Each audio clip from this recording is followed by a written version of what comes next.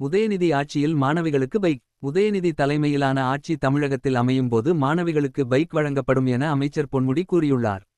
விழுப்புரத்தில் பள்ளி விழா ஒன்றில் கலந்து கொண்டு பேசிய அவர், பள்ளிகளுக்கு நடந்து சென்ற காலம் போய் இன்று மாணவிகள் சைக்கிளில் பள்ளிக்கு செல்கின்றனர் என்ற அவர், நிச்சயம் மாணவிகளுக்கு பைக் கொடுக்கும் காலம் வரும் என்றார்.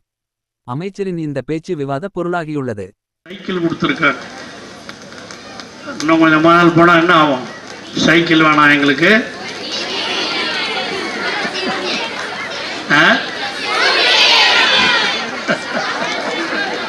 ஸ்கூட்டர் வேணும்னு கேட்பீங்கல்ல. அதுதாமா காலத்தின் வளர்ச்சி.